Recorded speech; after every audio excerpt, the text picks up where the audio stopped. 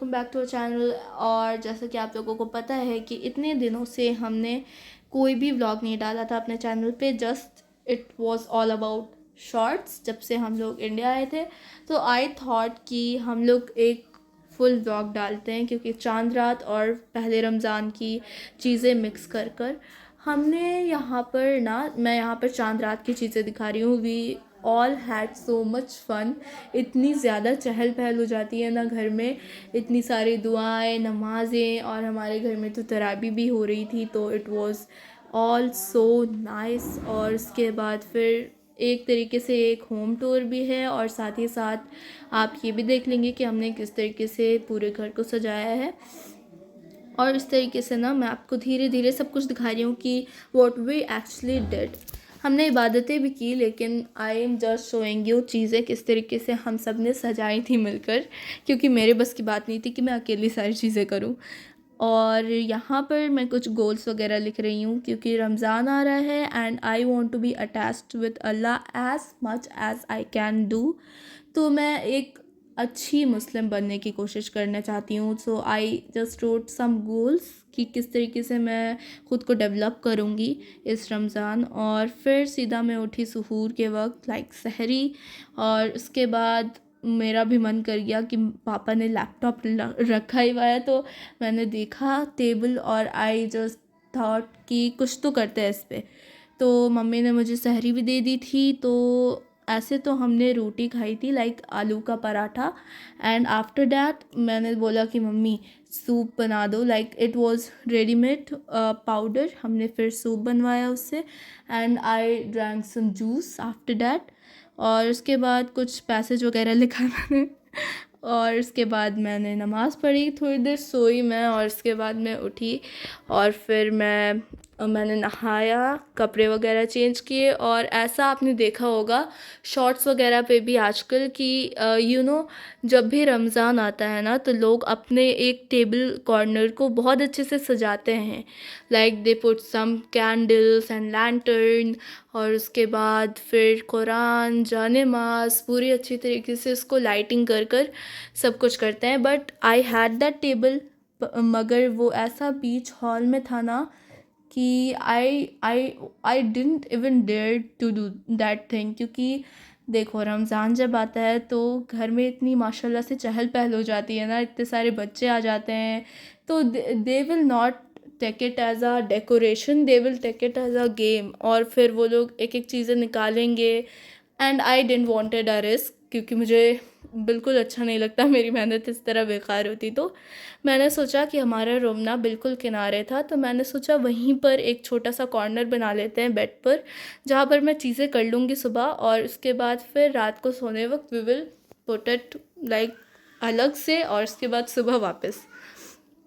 तो I really thought कि मैं कुछ चीज़ें आज इम्प्रूव करूँ। तो it was the first Ramzan, तो आई थॉट कि मैं कुछ चीज़ें लिखूँ।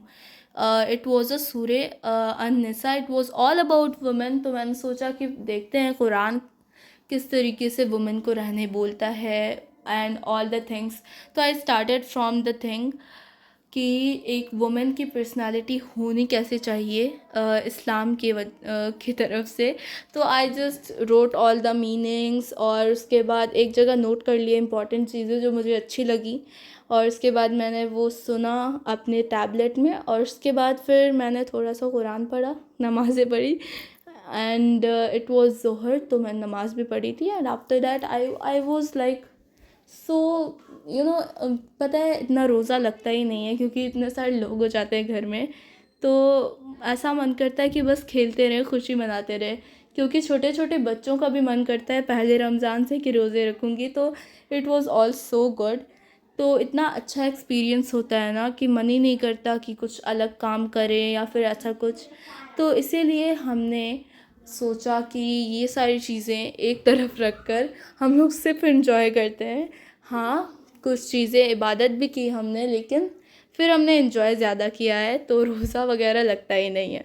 इसी तरह फिर मैंने कुरान भी पढ़ा, and all the things we did. और एट लास्ट मैं चली गई सबके साथ खेलने के लिए, और उसके बाद छत पर जाकर इतना कुछ खेला, और तब तक इफ्तारी का टाइम हो गया था। और फिर एक बैनर भी मैंने लगाया था और वो सुबह ऑर्डर आया था, तो आई थॉट कि उसी वक्त मैं सब कुछ कर दूँ। और इफ्तारी के वक्त मैंने इफ्तारी में एक प्यारा सा डेकोरेट किया था एक प्लेट, और वो भी आपको दिखा होगा वहाँ पर।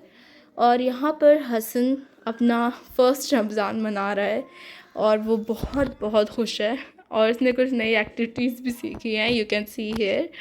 तो मैंने कुछ चीज़ें बनाई थी, so it's a normal recipe here. हमने थोड़ा सा कोरिएंडर लिया, चिली फ्लेक्स नहीं थे इसलिए मैंने चिली लिए और उसके बाद मैंने थोड़ा सा जिंजर लिया, नहीं सॉरी गार्लिक लिया, और उसके बाद फिर क्या लिया, बटर, हाँ। And I just cut it up and just mixed it up. और उसके बाद एक ऐसा बैटर तो नहीं बनेगा बट एक छोटा सा मिक्सचर बन जाएगा। और we are trying to make cheesy gingerbread, जो कि सुनने में बहुत इजी लगता है लेकिन मुझसे हुआ नहीं, because most of the items were not there. हमारे पास चिली फ्लेक्स नहीं थे, इसलिए मैंने चिली को उस तरीके से किया है। मैंने बहुत ज़्यादा ही कट वट किया, अंदर से चिली फ्लेक्स निकालने की कोशिश की, कुछ हुआ ही नहीं। And we made it up और एक मिक्सचर लगा दिया ब्रेड पर। हम लोग ऐसा जुगाड़ी लोग हैं कि हम लोग के पास चीज़ वैसा था ही नहीं और हम लोग ये डाल, हमारे पास मोज़रेला चीज़ ही नहीं और हम ये स्लाइस चीज़ को और इस तरह ये हम ग्रेट लोग करके अभी कुछ डाल कुछ रहे ऐसा हैं, करने ऐसे के बाद करके। डालने वाले हैं। और कसम से भाई जो हम लोग ने बनाया हम लोगों ने जो किया है ना, कोरिएंडर ज़्यादा डाल दिया, बटर ज़्यादा डाल ही नहीं पाए, जिंजर हमने कम कर दिया, ज़्यादा डाल, सॉरी गार्लिक, वो चीज़ हम लोग कम डालते हैं, और जो चीज़ हम लोग को कम डालना हो तो वो चीज़ हम लोग भर पेट डालते हैं।